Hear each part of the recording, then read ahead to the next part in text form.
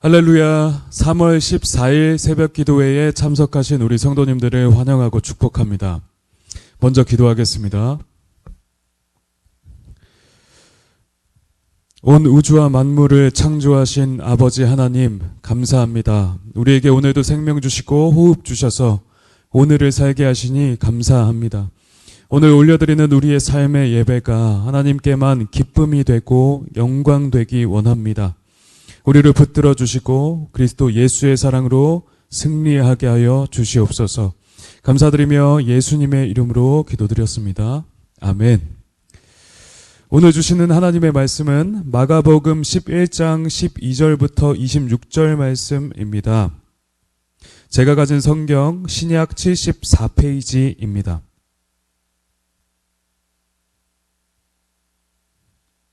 제가 봉독하겠습니다.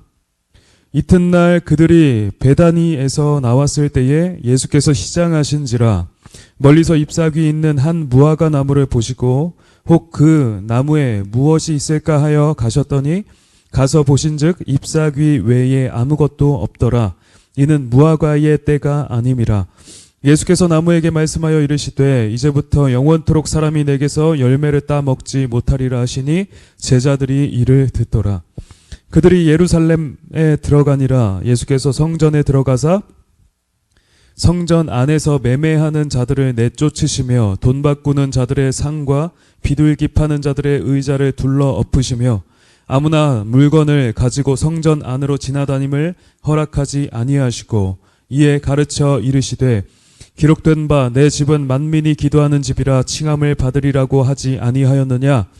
너희는 강도의 소굴을 만들었도다 하시매 대제사장들과 서기관들이 듣고 예수를 어떻게 죽일까 하고 꾀하니 이는 무리가 다 그의 교훈을 놀랍게 여김으로 그를 두려워함일러라. 그리고 날이 저물매 그들이 성 밖으로 나가더라. 그들이 아침에 지나갈 때에 무화과 나무가 뿌리째 마른 것을 보고 베드로가 생각이 나서 여짜오되 랍비여 보소서 저주하신 무화과 나무가 말랐나이다. 예수께서 그들에게 대답하여 이르시되 하나님을 믿으라. 내가 진실로 너희에게 이르노니 누구든지 이 산더러 들리어 바다에 던져지라 하며 그 말하는 것이 이루어질 줄 믿고 마음에 의심하지 아니하면 그대로 되리라. 그러므로 내가 너희에게 말하노니 무엇이든지 기도하고 구하는 것은 받은 줄로 믿으라. 그리하면 너희에게 그대로 되리라. 서서 기도할 때에 아무에게나 혐의가 있거든 용서하라. 그리하여야 하늘에 계신 너희 아버지께서도 너희 허물을 사하여 주시리라 하시니라. 아멘. 열매 맺고 있습니까? 라는 제목으로 하나님의 말씀을 전하겠습니다. 오늘 본문의 전문맥에서 예수님은 메시아로서 환호를 받으시며 예루살렘에 입성하셨습니다. 그러나 그것은 말을 타고 위험을 날리는 정복자로서 입성하신 것이 아니라 아무도 타보지 않은 새끼 나귀를 타고 들어오시는 겸손의 왕으로서의 입성이셨죠. 이는 세상의 왕들과 비교될 뿐만 아니라 예수님의 하시는 일들이 어떤 성격을 지니는지 잘 나타내 보여주고 있는 것입니다. 예수를 따르는 우리들 또한 사람의 칭송과 영광을 구하는 것이 아니라 겸손과 희생으로서 그 십자가의 길을 묵묵히 따라 나아가야 하는 것이죠.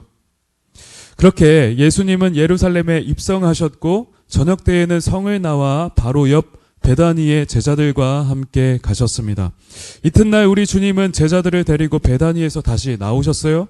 그리고는 시장하셔서 한 무화과 나무를 발견하시고 그 나무에 가서 무엇이 있을까 하여 보셨습니다. 그런데 그 나무는 어땠을까요?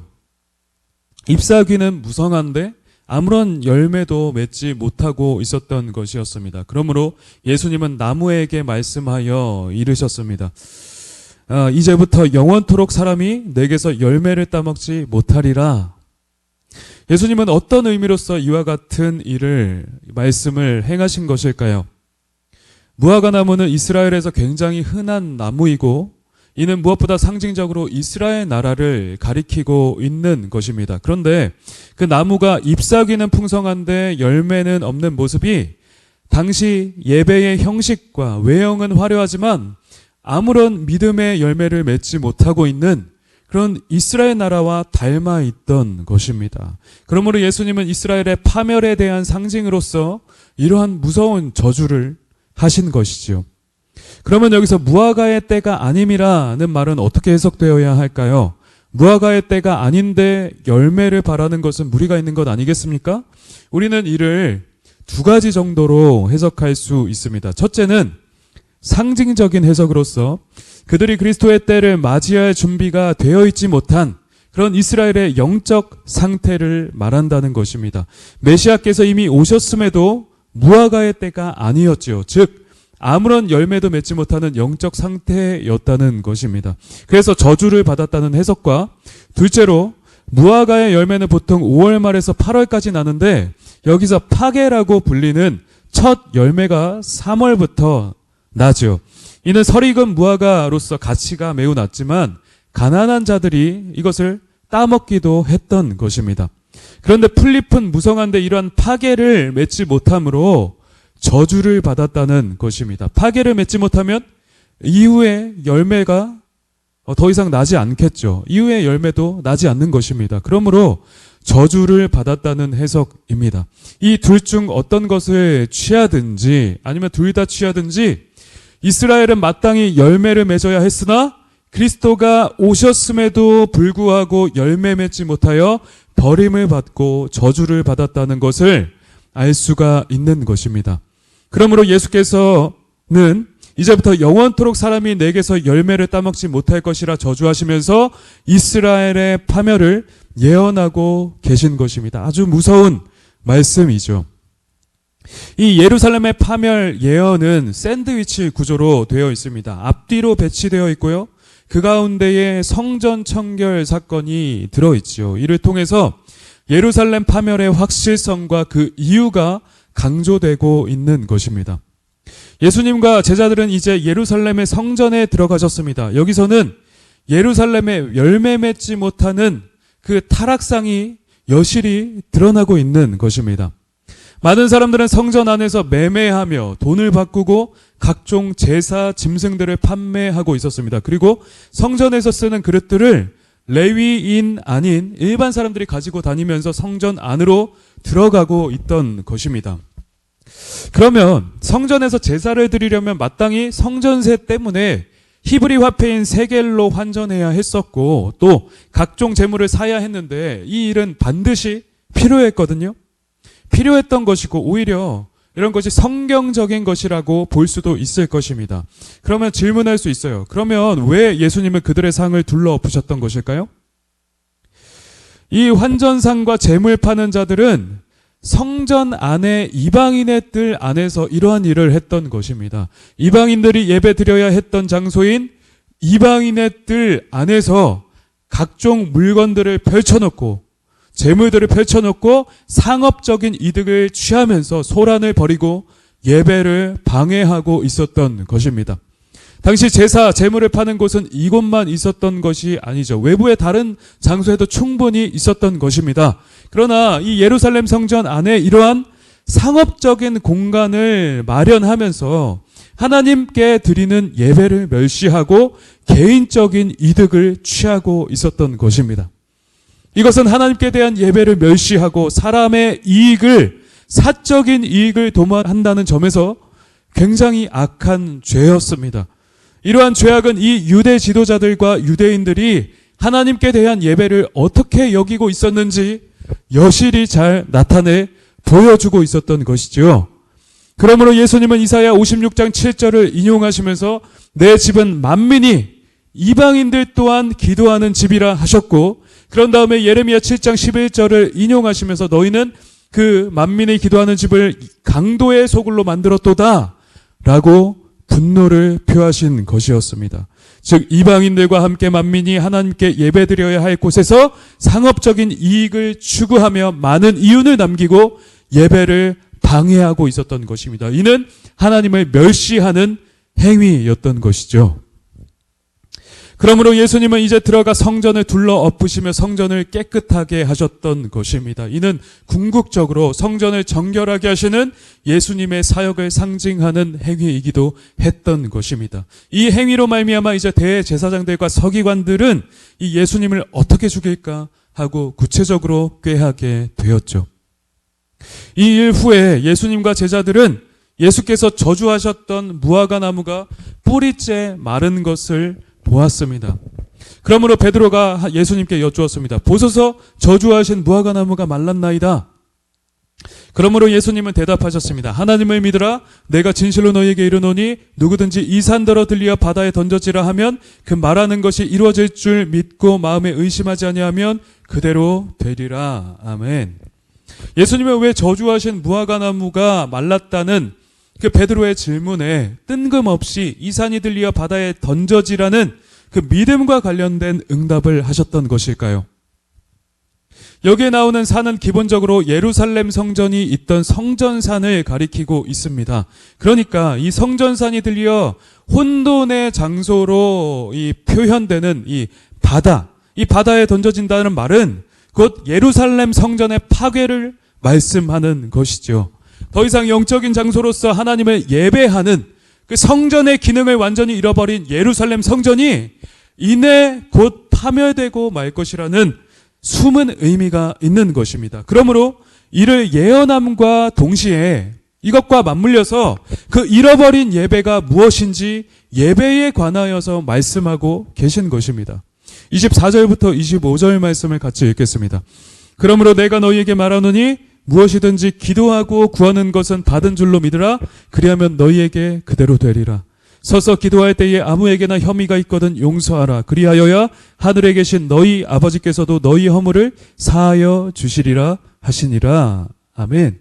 하나님께서 받으실 만한 예배는 믿음으로 드리는 예배이며 또 믿음으로 기도를 드리는 것이고 또한 다른 사람을 용서하는 사랑과 긍휼이 있어야 한다는 것을 말씀하고 있는 것입니다.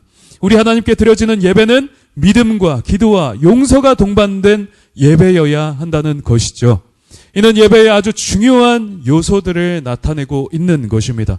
그리고 이러한 예배를 드리는 것이 곧 오늘 본문에서 말씀하는 열매를 맺는 것이라 할 수 있겠습니다. 이러한 온전한 예배로서 열매를 맺어야 한다는 것이죠. 이스라엘은 메시아가 왔음에도 여전히 준비되지 못하고 메시아를 받아들이지 못했으며 하나님을 예배하지 못했기 때문에 저주를 받고 영구히 멸망하게 된 것입니다. 이후로 얼마 지나지 않아 AD 70년에 예루살렘 성전은 완전히 파괴되었고 오늘날까지도 그곳엔 성전이 없죠. 이제 그 성전은 그리스도의 십자가 사건으로 말미암아 2000년 전에 영적인 성전으로 완성되어서 머리 되신 예수님과 그분의 몸된 우리 모든 신자들이 곧 하나님의 성전이 된 것입니다. 할렐루야. 그러므로 말씀을 정리하면 성전 제사를 멸시하고 방해하며 그 가운데서 자신의 사적 유익만을 도모하는 자들, 곧 열매 맺지 못하는 자들은 이내 버림받고 파멸되어 멸망하게 될 것이라는 말씀입니다. 그리고 이 일은 실제 역사 가운데 일어났죠. 하나님의 살아계심을 알지만 그분을 멸시하며 그분을 예배하지 않는 자들은 끝내 멸망될 것이라는 교훈입니다. 우리는 오늘 본문을 통하여서 우리가 정말 하나님을 온전히 예배하고 있는지를 잘 점검해야 할 것입니다. 우리의 예배를 통해서 정말 그리스도의 주되심과 은혜를 기억하고 그분을 통해 하나님을 예배하는지, 믿음과 기도와 용서로서 하나님을 예배하는지, 그래서 열매를 잘 맺고 있는지를 말입니다. 만약 이렇지 아니하고 우리의 예배하는 숨은 목적이 개인의 영달과 유익이라든지 외식을 통한 자기 의의와 높아짐 때문이라든지 어떤 정치적인 목적과 금전적인 유익 때문이라고 한다면 그것은 주께서 미워하시고 분노하시는 바가 아주 확실한 것이라는 사실입니다. 오늘날 그러한 이유로 신앙생활을 하고 하나님을 예배하는 목회자와 교인이 많기 때문에 이러한 메시지는 아주 의미를 지니는 것이죠. 그러므로 우리는 우리의 마음과 중심을 면밀히 점검하며 우리 가운데 이런 요소가 끼어들어가 있지는 않은지 확인해 보아야 한다는 것입니다. 여러분의 예배는 어떠십니까? 정말 온전한 믿음의 예배로 하나님을 선하게 예배하고 계십니까? 그리스도 안에서 하나님께만 온전한 영광을 돌리고 계십니까? 아니면 나를 예배하며 열매 맺지 못하고 그럴듯한 화려한 예배의 형식만을 갖추고 계십니까? 그리스도께서 이러한 죄를 두고 엄중히 경고하셨다는 사실을 기억하십시오. 우리의 중심을 보시며 우리의 속마음을 살피는 분께서 아름다운 열매 맺지 아니하는 나무마다 찍혀 불에 던져지느니라고 열매로 그들을 알리라고 하셨다는 사실을 오늘 기억하십시오. 우리는 표면적인 예배의 행위와 우리의 단순한 고백만 아니라 우리의 행실 또한 우리가 구원받았음을 증명하고 있는지 확인해 보아야 할 것입니다. 우리는 믿음으로 구원을 받았지만 이 믿음은 우리의 온 전인으로, 즉 행동으로 증명되기 때문입니다. 그 사람의 삶과 그 사람의 행동의 열매가 그 사람이 어떤 사람임을 증명한다는 것이죠. 그러므로 자신의 열매를 점검하시고 특별히 자신의 예배를 점검하며 회개하시는 가운데 하나님께로의 새로운 결단으로 나아가는 여러분 다 되시기를 주님의 이름으로 축복합니다. 믿음에 따르는 행실의 열매를 맺으며 믿음과 기도와 용서로서 온전히 하나님께만 예배하는 그런 여러분 되시기를 우리 구주 예수 그리스도의 이름으로 축복합니다. 아멘. 우리 함께 이 시간 말씀을 생각하며 기도하도록 하겠습니다. 하나님, 우리의 예배가 하나님만을 온전히 예배하는 선한 예배인지를 점검하기 원합니다. 혹여나 우리 가운데 신앙과 예배의 목적이 나 자신의 유익과 높아짐은 아닌지, 신앙을 통해서 내 유익을 구하는 것은 아닌지 점검하기 원합니다.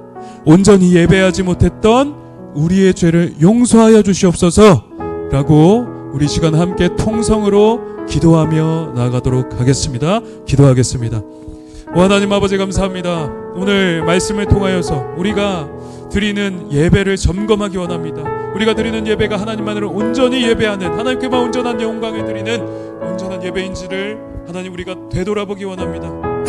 그러지 못했다면 하나님 이 시간 회개하오니 용서하여 주시고 하나님만을 온전히 영광 돌려드리고 이름을 높여드리며 하나님만 바라고 또 하나님께만 온전히 송축드리는 그런 예배가 되게 하여 주시옵소서. 우리의 드리는 행위의 예배만 아니라 삶의 예배 또한 그렇게 하나님께 온전한 목적과 방향을 가지고 드리는 예배가 되기 원합니다. 나의 유익과 높아짐, 나의 영달 모든 것들 다 내려놓고 온전히 하나님만 올려드리는, 하나님만 영광 올려드리는 그런 유익, 그런 예배가 되게 하여 주시옵소서. 회개하니 용서해 주시고 받아주시옵소서. 이 시간 한 번 더 기도하도록 하겠습니다. 하나님, 우리가 온전한 예배로서 하나님을 기쁘시게 하기 원합니다. 그리스도 안에서 믿음으로 하나님께 예배하게 하여 주시고 믿음과 기도와 용서로서 온전한 예배를 주께 올려드리게 하여 주시옵소서. 우리의 예배가 온전히 드려짐으로써 하나님께 열매 맺는 우리가 다 되게 하여 주시옵소서라고 우리 시간 마지막으로 주여 한번 외치고 기도하며 나가도록 하겠습니다. 주여! 하나님 아버지 감사합니다. 하나님 우리가 온전한 예배로서 하나님을 기쁘시게 하기 원합니다. 하나님 그리스도 안에서 그리스도를 믿음으로 그 십자가 사건을 의지하여서 하나님께 예배하기 원합니다. 아버지 하나님 믿음과 기도와 용서로서 드리는 우리의 예배를 받아주시고 하나님 우리를 점검하며 온전한 예배로서 하나님 앞에 영광 올려드리는 우리의 삶이 되게 하여 주시옵소서. 하나님 특별히 오늘의 삶을 주님께 맡겨드립니다. 성령께서 오늘 우리의 삶을 주관하여 주시고 주께서 주시는 그 믿음의 능력과 권능 가운데 성령 충만하여 승리하는 삶으로 나아가게 하여 주시옵소서. 오늘 하루도 주님 한 분 예배하기 원합니다. 감사드리며 예수님의 이름으로 기도드렸습니다.